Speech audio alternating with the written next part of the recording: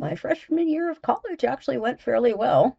Um, obviously I was really excited. I was finally not stuck at home with my parents. I was living out on my own, didn't have to worry about them. I could just focus on school and learning things and deciding where I wanted to go with the career path and that sort of thing.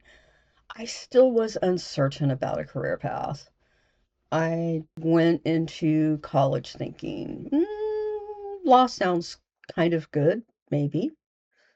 Um, I had so many options to me because I just excelled in so many different subjects.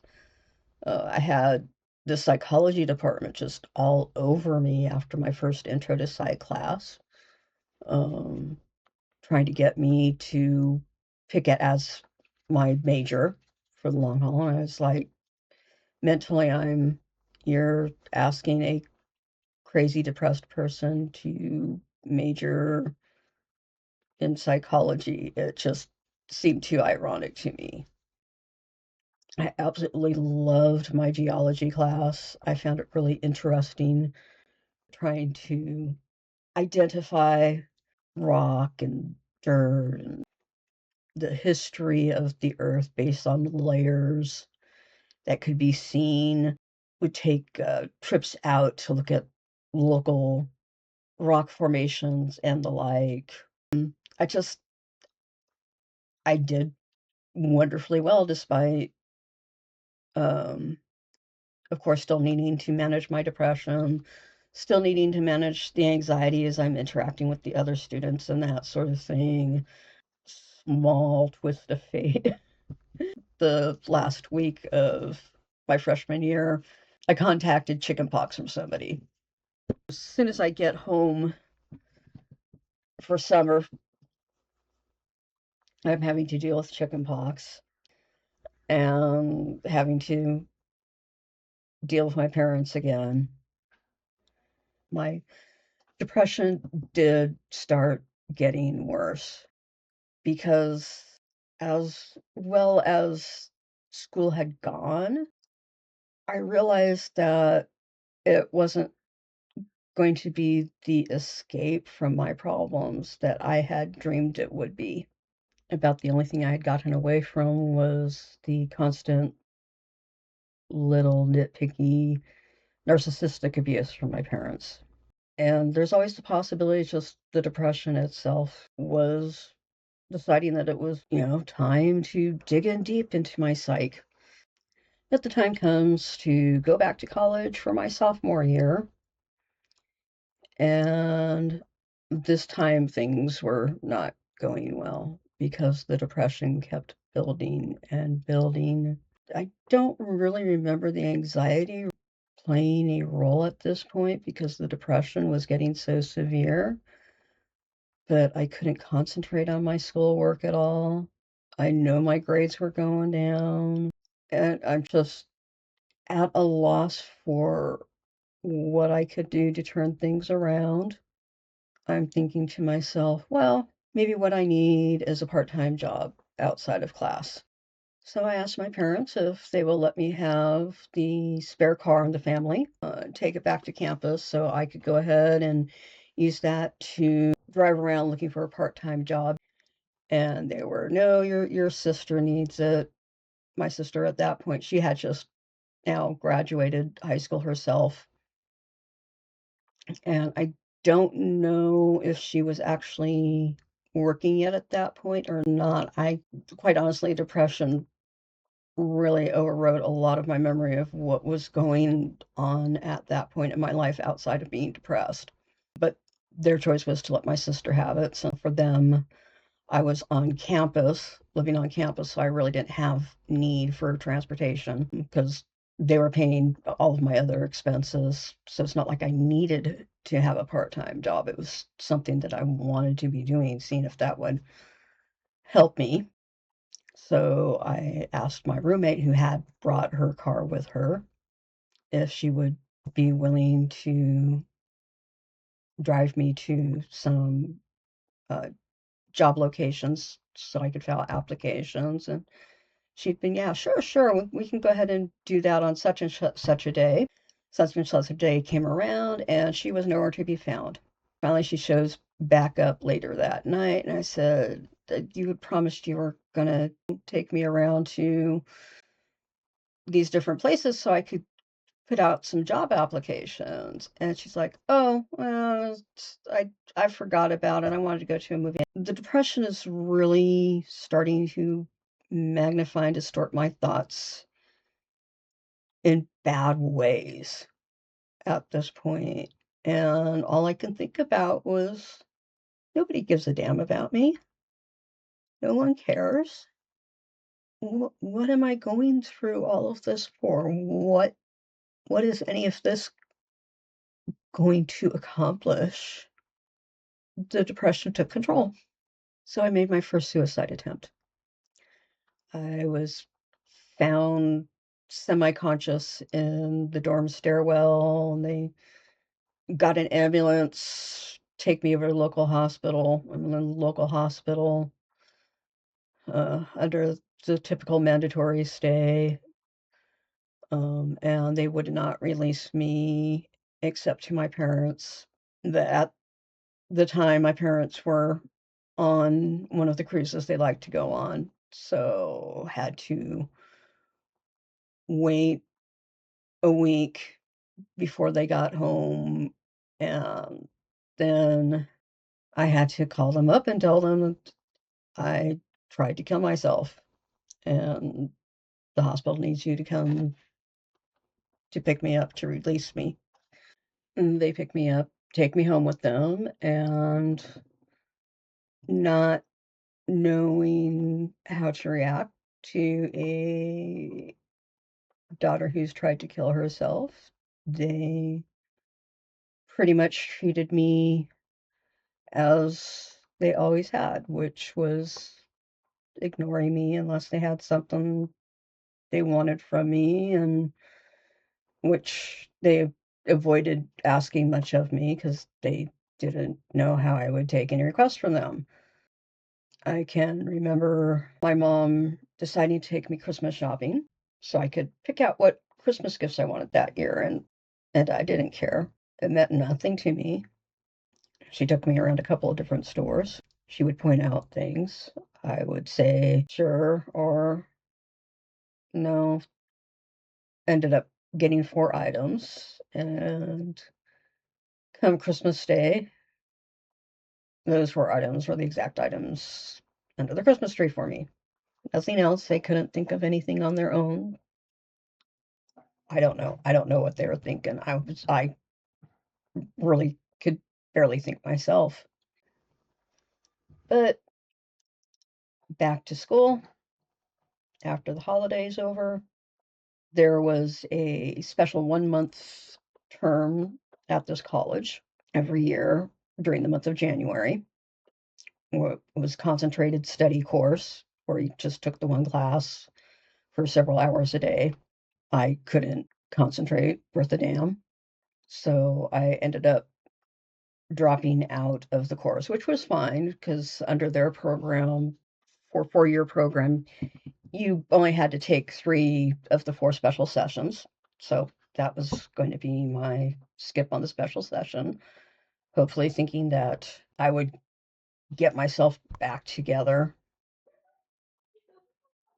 The spring term starts, and I'm going to my classes, and I'm still having really the same issues concentrating, showing up for class, that sort of thing. And I ended up dropping out and moved to a place off campus because I could not stand the thought of going home to live with my parents, but still just really, really struggling with the depression during this time. Since I wasn't in school, my parents were more open to letting me have the spare car. And so they dealt with that situation by giving me the spare car and then buying a used car for my sister to use. I was in and out of the hospital a few times as I started feeling suicidal again.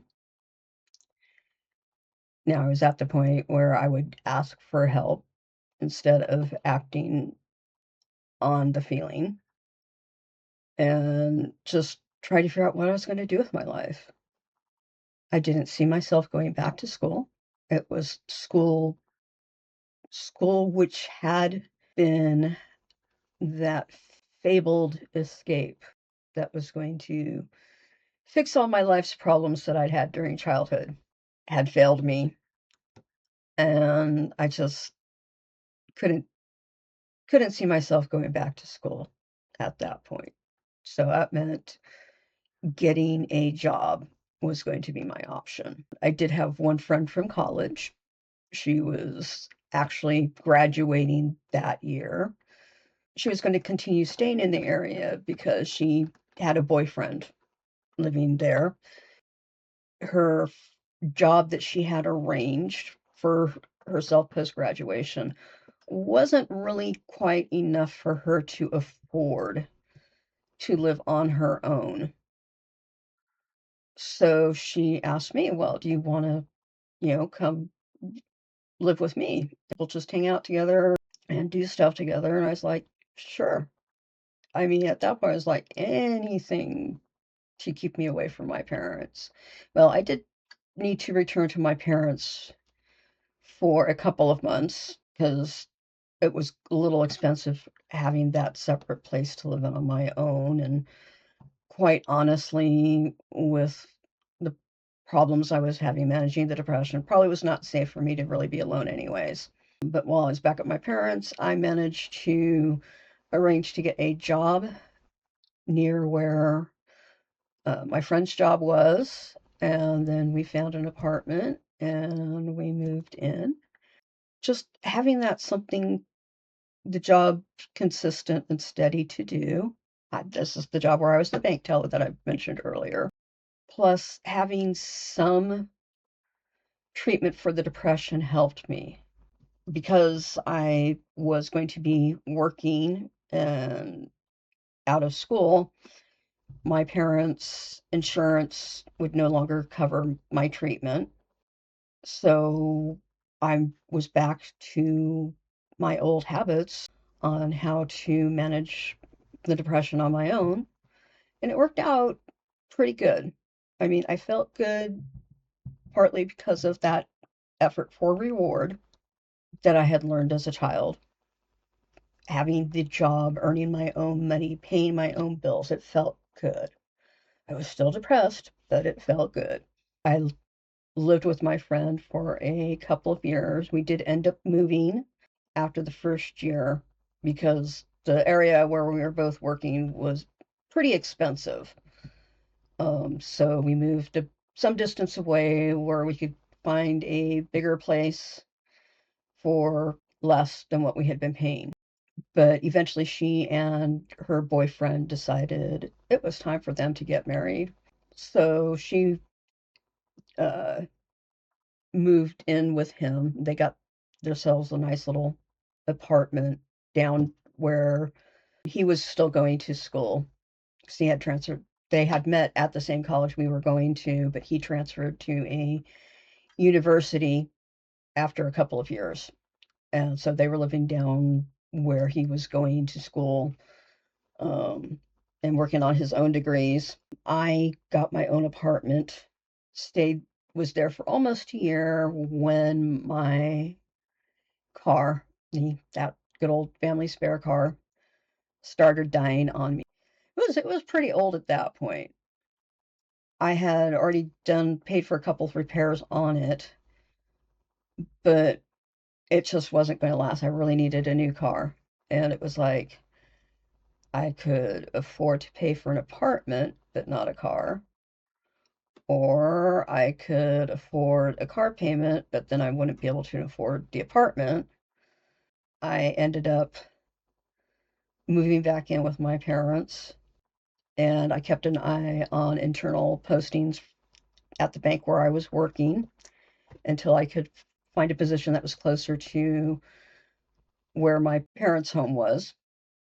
But I fell into my life of managing the depression, managing the anxiety, having a job, and I think just The big factor was because I wasn't living with my parents most of the time, I was able to handle it better because I was no longer under that constant abuse. I forgot to add in that about a year and a half after I had moved back in with my parents, my sister had gotten married and she and her husband wanted to rent a house, not an apartment. They wanted to rent a house because they, of course, were planning to raise a family and they wanted a house for their children to grow up in. But because they were still new in their own careers, they didn't have quite enough money yet to afford the size of house they wanted, which was a three bedroom. So I ended up moving in with them to help pay the rent for the place and the other expenses. Life for the next few years, I was managing the depression for the most part okay. I had my job with the bank. I was getting shuffled around between different support departments as my sister and her husband got their own careers going better and were able to afford the rent on the house by themselves. Our grandmother, our maternal grandmother, was 91. No, she was 90. At the point where family decided it was not good for her to be living alone. And so I ended up moving in with her. I was with her for about 4 years. And during that time, centralized branch support was getting removed from the area I lived in, moved to a different area several hundred miles away because it was more cost effective for them. And so I ended up getting laid off because I wasn't about ready to move that distance for the same position but getting paid less. Then there was a combination of my grandmother starting to have enough health problems. It was a little bit more than I could manage to help her with. She was really in need of home care. And my sister got a divorce. By that point, my sister did have a son, and she still wanted to be able to raise him in a house. And so she had gone out looking for a house. And while she was making plenty of money to afford the payment on her own, part of the divorce was her credit rating got wrecked for reasons you can probably guess. So I, once again, because my credit was outstanding, I went ahead and moved in with her. But I wasn't working yet, and once again, depression was starting to sink in hard, probably because I didn't have the job to help keep me occupied.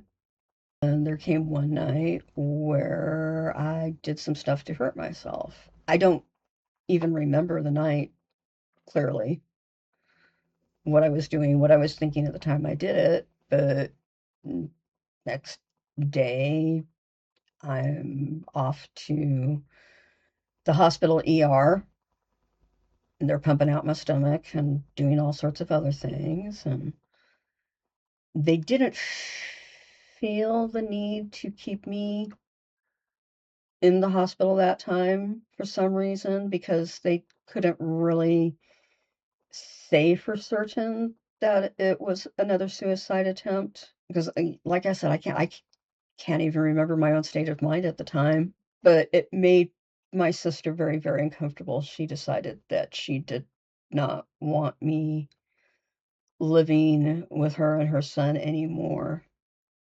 because what if I did something that would have hurt him? I understood. I couldn't blame her. I think were our positions switched, I might well have made the same choice. I knew the last thing I wanted to do was move back in with our parents. I wanted nothing to do with that house anymore. It's just too many bad memories that the depression would latch onto and grow off of. I made the decision to move down to where my old roommate was now living with her husband and found myself a nice little apartment down there. I still had a fair amount of money in savings from that I'd saved up from my job when I was still working. My parents helped supplement it a few times when needed. one of the better experiences with government social services happened while I was living there because I got into the county mental health program. They got me on some medication that actually helped a little bit. It wasn't a huge help, but it helped. It was probably more help than any other medication I had ever tried in the past. And I also was hooked up with a therapist. The therapist taught me one of the most important lessons of my life, and that is the power of forgiveness. Most of the time, when you choose to forgive someone else for things that they have done to you, you are also forgiving yourself for being human and not making the decisions to avoid the situation in the first place. That took a lot of weight off of me because I was able to forgive my parents, to understand that they weren't evil, that they weren't doing a lot of the things they did intentionally. It was just, for them, it just seemed like the way to go. And a lot of it was just the result of their own childhoods being troubled, um, the generational expectations for their generation on what was allowed, what wasn't allowed, and that sort of thing. And having that weight off me after going through the forgiveness routes, which again wasn't just forgiving my parents, it was forgiving myself for not knowing better and for allowing myself to be treated as I was. I really started improving and moved quite a bit. I managed to sign up with temporary agencies to get some part-time jobs to help support me and, pay my rent and other bills. One of the jobs was with the paging division of a large telecommunications company. At that point, they were starting to discontinue paging services. I evidently just impressed the manager there above and beyond. So while they technically didn't really need me to stick around until the department ended up being closed, she found an excuse to keep me so I could help her out. And then I went to another job with a wholesale pharmaceutical distributor. They were on the verge of offering me a permanent position when the manager from the paging temp job contacted me, and she was like, "Hey, I've got a new job as a benefits manager for a mid-sized company, and their benefits billing is an absolute mess, and I know you would be perfect for this job. Are you interested?" What they were going to offer me was a fair amount more than what the wholesale distributor was offering me if I was going to go permanent with them. And so I jumped at it. I said sure. And next thing I know, I'm working in human resources for a mid-sized company as a benefits assistant. Good insurance plan. So I was seeing doctors now that took the medication that was helping me to keep the depression in check and improved on it. So I was actually feeling, I still couldn't call it happy, but I wasn't really feeling depressed either. And this lasted for a few years. If nothing else, I was feeling pretty positive about life finally for really the first time. I wasn't so worried anymore about where things were going. I mean, I still don't have any specific goals. I didn't look ahead to the future. I was just kind of living day to day, but I was doing okay. I wasn't feeling so dragged down anymore. Then the office politics kicked in. There was some friction between my manager and the HR manager and the vice president of human resources. And they just started making things uncomfortable for my manager, and some of that would spill over onto me. So my manager found a new job and left. And as much as I was trying to make the best of things, it was clear I was not really a good fit anymore. It's now that what I had been hired to do had already been accomplished. And I just ended up quitting. I didn't even bother looking for a job. I just felt so uncomfortable there without my manager. I couldn't stick around. It didn't take me that long to find another job, and my depression started coming back again. It's because the medication that had been working so well for me was not working that well anymore. Unfortunately, that's not that uncommon with antidepressants, from what I've been told by various doctors. Sometimes they just stop working and you have to try something else. But this time we couldn't find something else that was being effective for me. And it was almost kind of like I was going back into the same state I was in my sophomore year of college. I was having difficulty focusing on my work. I was having difficulty getting to work on time. And as much as they didn't want to have to let me go, if I wasn't going to be able to improve and get myself back in order for the job, they weren't going to have much choice. So rather than force them into that decision, I chose to go ahead and resign. I had quite a bit of money saved up by that point, so I wasn't worried about living expenses at all. I could manage for, over a year, if not two. I still had my health insurance coverage through Cobra, so I was still working with my doctor, seeing a therapist, trying to find something that would change things around with the depression. But we just weren't having any luck. And by the time my Cobra was about to run out, my doctor we might be at the point where we have to consider ECT.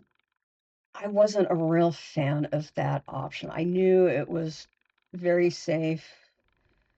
My doctor assured me that it really is generally very effective. It was a relatively small percentage of people that did not respond well to it, but it would be something that would have to be repeated about every 12 to 18 months. And it also would cause temporary short-term memory loss. And that's what I didn't like. I just trying to see myself running up against dealing with FMLA on a regular basis, I know was something that employers did not like and would try to find ways to replace an employee that would have such a constant restraint on them. And I felt at a loss. I'm like, I might finally be at the point where I need to go on disability. I could not see myself recovering anytime in the near future as we ran out of options to try for medication. This is where I made probably the biggest mistake of my life. I went to my parents to ask them for their help and support in getting me on disability.